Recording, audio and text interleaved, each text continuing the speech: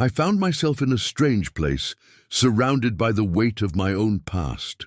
My sins seemed alive, whispering to me, trying to lure me back. They tempted me, pulling at my thoughts. But I resisted them and turned my mind toward the Lord.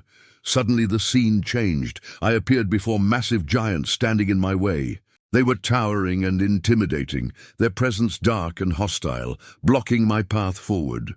For a moment I did not know what to do. Then I heard the Spirit of God say one word, "Go."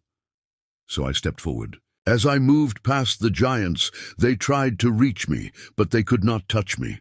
I passed through them and escaped. Then the Spirit lifted me upward. I rose higher and higher until I was above the sky itself.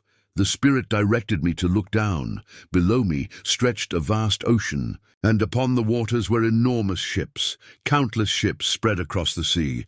Every ship was filled with people. They were celebrating, drinking, laughing, and indulging themselves. Everywhere I looked there was drunkenness, lust, idolatry, and corruption. The people were completely consumed with pleasure. What caught my attention most were the decorations on the ships. They were covered with gold-plated statues of Egyptian gods and goddesses. Idols stood everywhere among the crowds. The people danced around them, celebrating, completely unaware. Then suddenly the wrath of God appeared. The winds began to roar. The waters rose violently. The sky darkened as the sea and the air gathered into a massive storm. The storm grew into a great hurricane. Waves crashed against the ships. Winds tore through the vessels.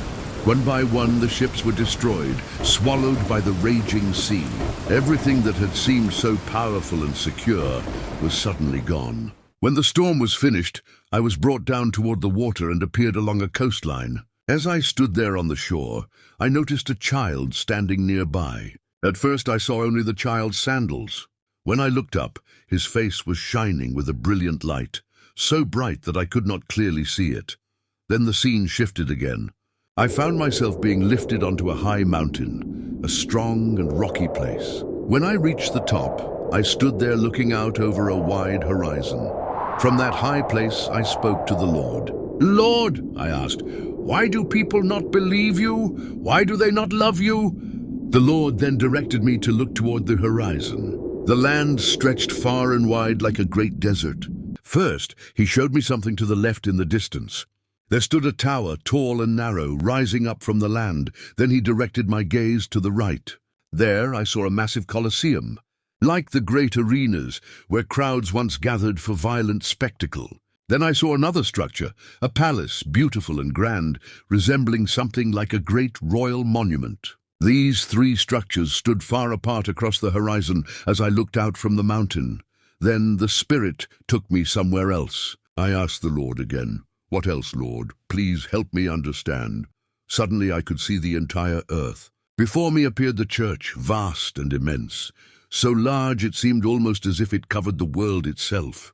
From the church, a message began to go out.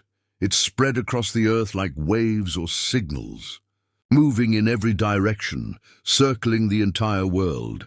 It was as if the message of God was being broadcast to every nation. As this message spread across the earth, I began to hear tongues being spoken. And in that moment I said, "Yes, Lord, I understand."